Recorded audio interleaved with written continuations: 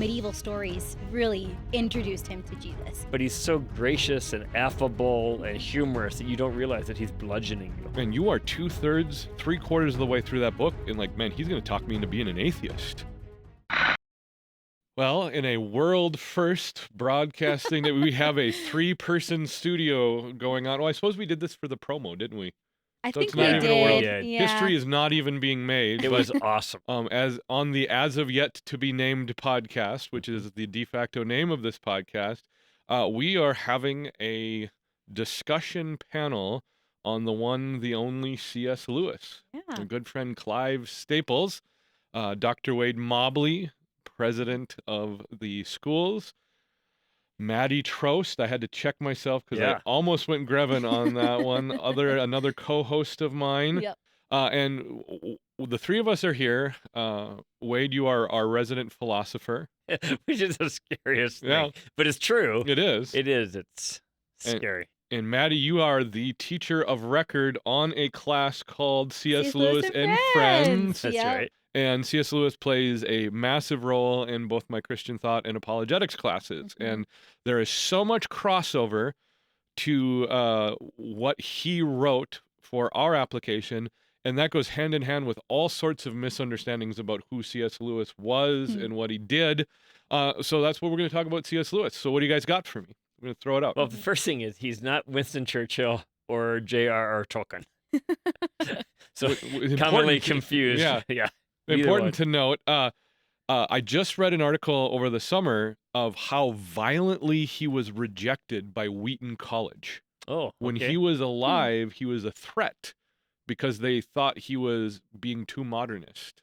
Oh, I didn't know that. Yeah. We that was not in the pre-show conversation. No, it wasn't. I didn't This know is that. part of having a Well, conversation. But one of the great C.S. Lewis scholars, what was his name? Brent Olson had him. Oh, this is terrible I'm sorry, gentle listener. This is already, we're going to have to edit this, but Clive Kilby. Yep. Clyde Kilby. That's what it was. And that's the name of the collection, or the chair at Wheaton right now. It's the Kilby Chair of C.S. Lewis Studies. I So think it was, something like they went from, we don't like C.S. Lewis to we have a chair. Naming him a chair. Yeah, okay. that. And we own his library. Yeah. Right. Okay. So, Yeah, no it was kidding. an Go about big or face. go home. So C.S. Lewis, early 20th century author. His mom dies when he was just a child. He grows up with.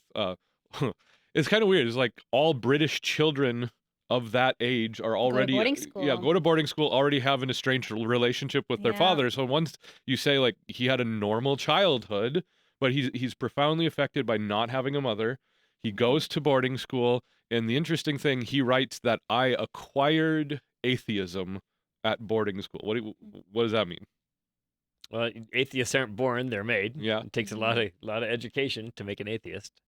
Yeah, that's your first real kind of evidence of the Darwinian shift in philosophy, is that now atheism is the common posture of the European West. Yeah. So late 19th century Romanticism, and for us it was a little bit later, and so that was very much coloring the educational experiences of the upper class of British society. And in Britain, at least at the time, public school means private school. Yeah. So it's very confusing. Backwards and upside down. Yep. But yeah, so he's formed into atheism in a boarding school in England and shipped off like just about every male in Europe at the time to World War I. Is injured and deeply affected by his experiences of World War I. So probably that's our smoking gun, open door kind of moment. There's no conversion. There's no foxhole conversion for him, but he's rattled, goes back, gets his credentials as a scholar and as a college professor. I think one of the first people never really considered this is C.S. Lewis was a world-class scholar of medieval absolutely. literature. Oh yeah, yes. And I think that medieval stories really introduced him to Jesus. One of the really interesting things about his story that I find so fascinating is that he was extremely well-read. Even before World War I, he grew up in a very well-read household. A lot of the Inklings were well read. If you want your kids to succeed, read to your kids. That's the story behind the Inklings, I think. Yeah. But if you want them to be good thinkers, I think you read to them. But there's this really fascinating story that Lewis tells about himself, is that he was at the train station, and he picks up this book by George MacDonald. And he says before he even acknowledges, Jesus Christ as his savior, his imagination is baptized by this story. And one of my favorite elements of that is that stories, even when we're not necessarily expecting Jesus to pop up into these fantastic stories of fiction, that Lewis really is introduced to Jesus through that fantastical story. Now, there's a couple of things there. MacDonald does not nearly have the reputation that Yeah. C.S. Lewis does. I've never Yeah. read MacDonald. Yeah. I know what he did. You've been to McDonald's. I've been to, and I've sung Old MacDonald. Yeah. But Different guy. yeah. Yeah. But all the Inklings point to him as Yeah. their Yeah. A literary foundational father. thing. And matter of fact, in MacDonald's philosophy of writing, he writes about this term mythopoeia, which is the hallmark of Lewis and Tolkien's fantasy, of this idea of taking ideas from the past, these images from the past, and writing them into because common stories all tell about the larger story of Jesus Christ. So really cool when you're creating your myth making, when you're creating the world that your stories are going to be a part of.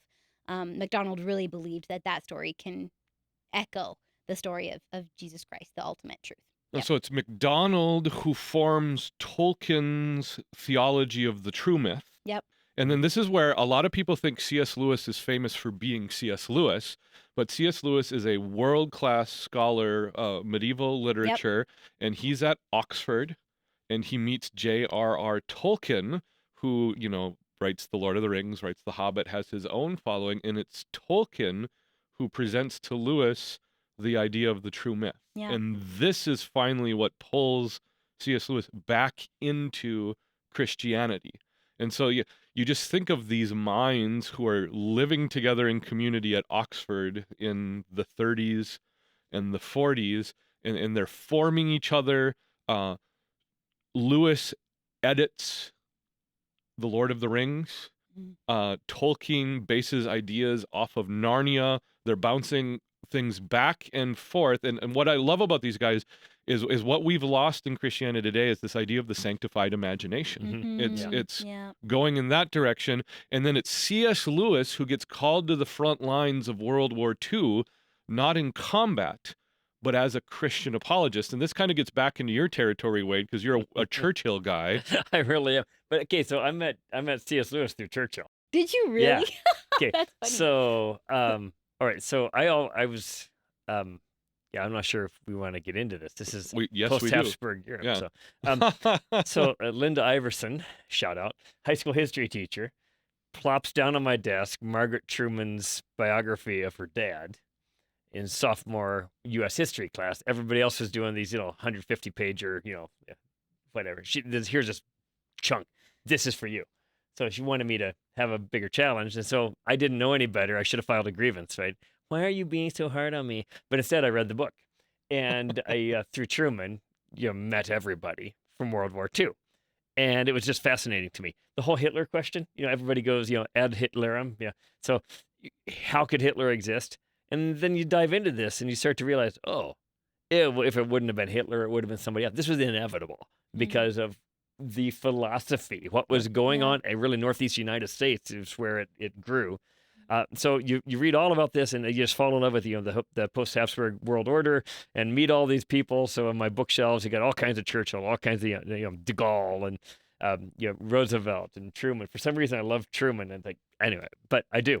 So through the midst of this is how do you survive the Blitz, the Battle of London? Well, you have an Oxford Don go on, talking about Roosevelt's, true things. yeah. So Roosevelt's fireside chats. Churchill was talking about the transcendent things. Yeah. Those became part of mere Christianity. The broadcast talks. Lewis's talks. Yeah, Lewis's talk. Yeah. So Churchill asked me that. Churchill, not a Christian. Yeah. I remember my son asking me years ago, "What's the first thing you're going to ask Winston Churchill when you get to heaven?" And I said, "I don't think you'll be there." And he looked at me like, you have odd ways to pick your heroes. And I don't claim to be a Churchill, but I'm certainly no Chamberlain. So it's just fascinating stuff, and that's how I met C.S. Lewis. Yeah. So it's if you haven't read Mere Christianity, it's really It's readable. so good. And there's tons of other things to read. He's written hundreds of essays that I haven't read, and I think his mastery of the essay form Yep. is probably better than anything else he does. It's master. You don't realize he is beating you up rhetorically, but he's so gracious and affable and humorous that you don't realize that he's bludgeoning you. So, pretty cool. And his ability to think and reason through issues where you kind of have talking heads today who, because of their position of fame, try to present themselves on experts on everything. And Lewis approaches all of the things he comments on from a position of humility, but because he's got the skill of reason so almost down to a science, is that like I want to hear what he has to say on these topics. Every time I've read, just that kind of like B-side material that Lewis has that's not popular, you're like, oh man, this is great. It's really useful. And that's who C.S. Lewis kind of ends up being. He marries late in life. His marriage to Joy Davidson gives him all sorts of materials to comment on the human condition, both good and very sad. In fact, we use A Grief Observed, which is his kind of mementos and laments after her death. That's one of our textbooks for pastoral counseling in the seminary. Yeah. And just an idea of how to process through Do you grief. do anything with problem of pain in that? Yeah, I used to have students do problem of pain and grief observed and compare contrast, because it was problem of pain was early in his career, Yep. pre-marriage, and then the grief observed is more affectatious. Yeah, it's raw. And I think I really told is. you my copy of Problem of Pain I stole from the library at Yes. Faith Lutheran Yeah. Brock. Nobody's reading it. I just anyway. It's sorry, but it was great. Yeah, it's really. What's the interest on those library fees? Yeah, I'm not sure. I'm not sure. Easier just to give them a book, but the idea of here this is philosophically, which is kind of the way I look at those difficult questions. But in the moment of it, it just hurts, and that's what you get in the grief observed. Yep. And his questions about the existence of God in A Grief Observed are right there. They take you right to the issue. And man, you are 2/3, 3/4 of the way through that book, and like, man, he's going to talk me into being an atheist. You're just miserable. And then he comes right out of it at the end, and it's such a glorious ending to point, well, God knows what he's doing, and he has his reasons, and his response of faith is just, it's great. So I once read an essay. It wasn't an essay. It was a commentary by an atheist who said that he did not think C.S. Lewis was ever truly an atheist, because no true atheist would come to the conclusions that he did. So this must have been his upbringing, which is an Is that example like the of atheist eternal security argument? Oh yeah, this is like Calvinism Oh, for for atheists. sure. Yeah. And it's an example. That's actually an example of what he calls in the third episode. We'll talk about part 3. Bulverism. Bulverism. Bulverism. Okay. Yeah. So that's a teaser. term for Luke to flash up on the screen. We'll get that on. That's a tease. Yeah. Yeah, Luke like has that, to learn yeah. how to spell it now. But Bulverism. Bulverism. It's not a real word. He would occasionally make stuff up because he was writing to a contemporary art. So he was trying to not offend people. You're like, sometimes we will have a conversation without using names or addresses or zip codes. You're trying to address the point. You're not trying to address the person. Right. And so Bulverism, he just made up this thing. he's the dragnet of philosophy. It's reductionism. Yeah. So, I mean, that's a brief biographical sketch. So much more can be said about the man, but we kind of need to land the plane here. And what we wanted to do before we get into content is kind of do a brief nod to what he's written. And Maddie, this is really your territory because you handle a lot of this in C.S. Lewis and Friends. So Yeah. what do we got? You want to start with fiction? You want to start with nonfiction? Sure. Where are we going? Sure. Well, let's start with fiction because that's what he's probably most known for. He writes actually the space trilogy first. Yeah, which is really stuns interesting. me. Yeah, you would think they would be inverted because of Right. how technical. Yeah. Yep. So the really cool things about the space trilogy is he takes medieval ideas and turns them into something that is what we would call sci-fi. Yeah. Yeah, which is really interesting to me. I just read an essay on this. So the two people undergirding Space Trilogy, we talked about McDonald, Hmm. but then what he does is he takes Jules Verne Yeah. intentionally and he gives it a purpose. Like he writes that he had Jules Verne in mind when he wrote the Space Trilogy, and I think So that's the great. fact that I didn't catch on to that when I read it probably means You need to read more fiction. okay. Yeah. Yeah. I feel so ashamed. But that's the beautiful thing about the way that Lewis and Tolkien thought about story Yep. is that the more that you read, the more that you understand the books that you love. And the more well-read you can be, the more developed your stories can be. So Space Trilogy, amazing. The meaning of language, of life, of human life, the fight against good and evil in Paralandria. What does the hidden spiritual warfare play out? What does that imaginative mind of C.S. Lewis think about the imaginative mind that way in that hideous strength? The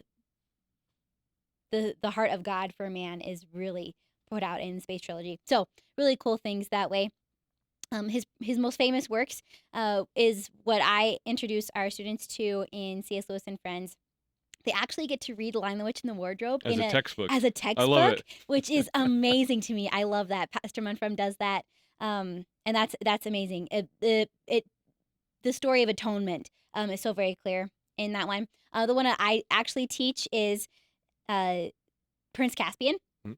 for a couple reasons. I first introduced them to this idea of Christian fantasy literature through MacDonald. So we read The Princess and the Goblin first and get these ideas of introducing what a Christian author can do by introducing this idea of the mythical, the magical, the unseen world into this reality that we experience in the real life. How can the Christian imagination be benefited by a fanciful story, a fairy tale? So really cool. Of course, the Pevensies are introduced again in Prince Caspian, and including those themes in Princess and the Goblin of faith being something that is both felt and actually a real thing, and something that you have to do, even when the good things that you do, even when you cannot see, having faith even when you cannot see it. And that's Disney really missed that one, didn't they? Yeah. Disney misses a lot of really They good do. stories. But yeah, that one for sure. And then some other works of fiction that Lewis just is brilliant and very famous.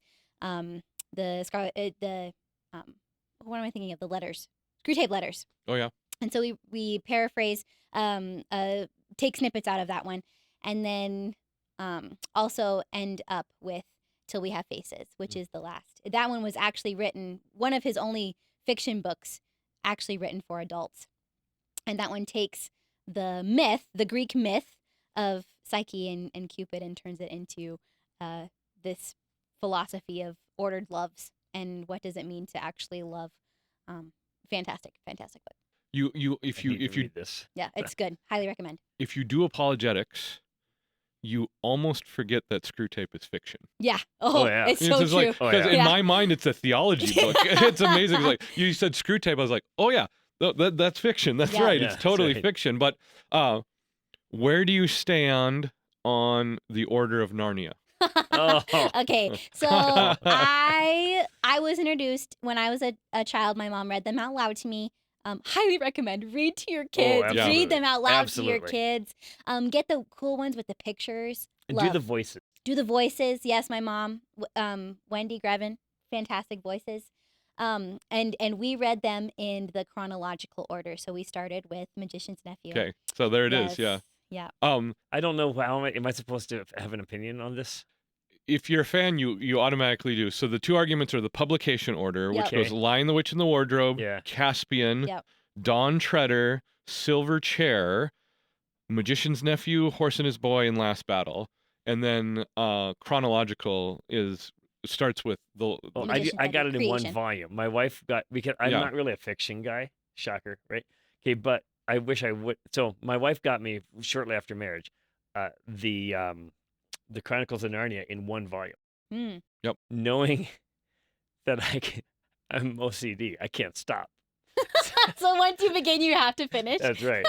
And that's really no problem with the Like- Chronicles of Narnia. They're Yeah. page turners. Yeah. well, you that's can great. read Lion, the Witch, and the Wardrobe. Like hour and a half. Yeah. They're not that No, long. they're not of that books. long, and they are real They're page easy turn. to read. Silver Chair. Mhm. Yeah, That's ridiculous. I don't know how you would ever put that into movie form. The BBC did it, but which is we're grateful that it hasn't been yet. yeah, I mean, it's just fantastic. It's like it's a little bit screw tape letters, Yeah. content of the way Satan lies to us. Yes, and this reality of the world lies to you about this unseen reality of the spiritual world. Yep. And I think that that's really Lewis comes back to this again and again. But the silver chair is so vital in that conversation when they're in the depths. When darkness is all you can see, are you going to believe in the sun? Yeah. And of course, capital sun Mhm. is implied, of course. There. And what was the name of your vehicle?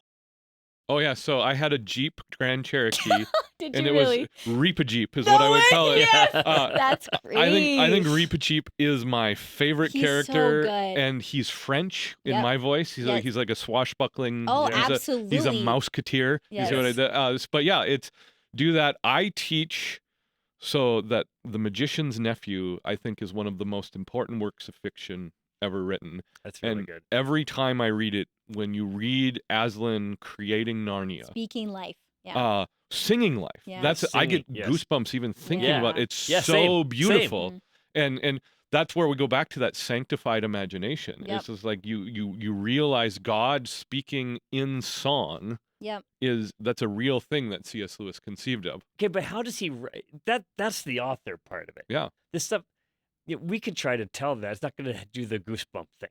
Somehow you can hear the singing, the Mhm. way he writes. It's like Vin Scully doing a baseball game. Yeah, he's brilliance, but that's what it Mhm. is. I'm going to call an audible at this time. I think we've wrapped this up. This is a good place to stop. We're going to start the next episode talking about his works of nonfiction, leading into his theology and philosophy. So, Gotcha. thanks, guys. Thank you.